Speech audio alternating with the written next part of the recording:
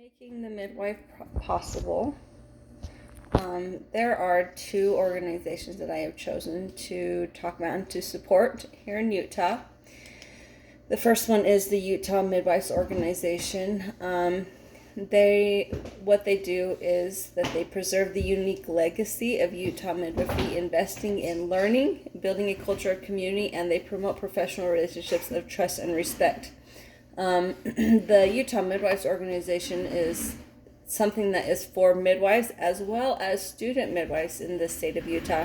It's kind of a way of bridging that gap and to bring us all together to share in our knowledge with each other, as well as they have access to things like group labs.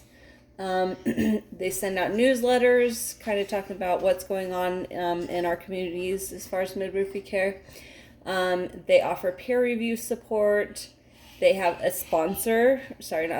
conference once or twice a year where they teach about different things.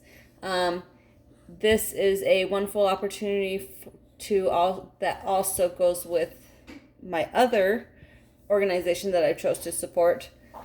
But from the Midwives Organization, they've been able to bring in professionals in other fields like chiropractors, like pediatricians, and other types of professionals to come and talk to the midwives so that we can better understand things. And then also they have different regions. Our very own Jody Palmer is actually a part of this, and she's a regional representative.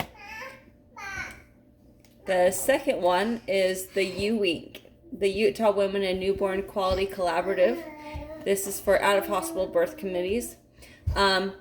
This is an organization that was set up by Suzanne Smith. She's a midwife in Utah. She does not currently practice as a midwife. She did her time there, and now she's just a very big proponent for bridging that gap between the medical side and the midwifery side.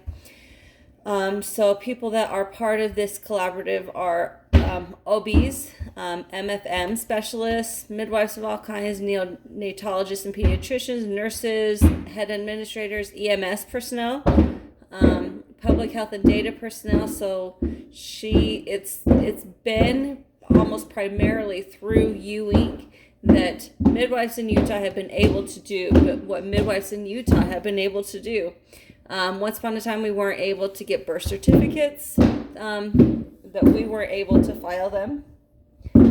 Sorry. Give me just a second. I see that. So anyways, sorry.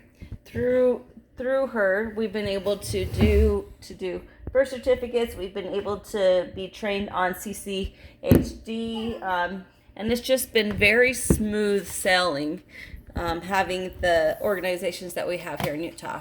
So that's one page about UWINC. There's an out-of-hospital birth subcommittee. They build bridges and share worlds. This organization has also set up a form. Let's see, I don't have a copy of it, but it's called the UWINC transfer form.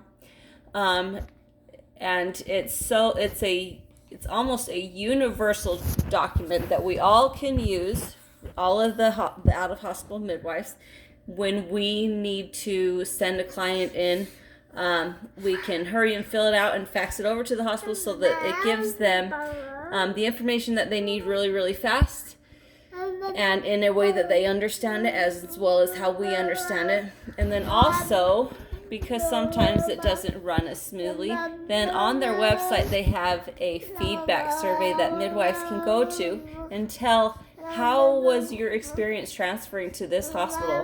That way they can better the experience for you. So yeah, those are the two organizations that I found that I support.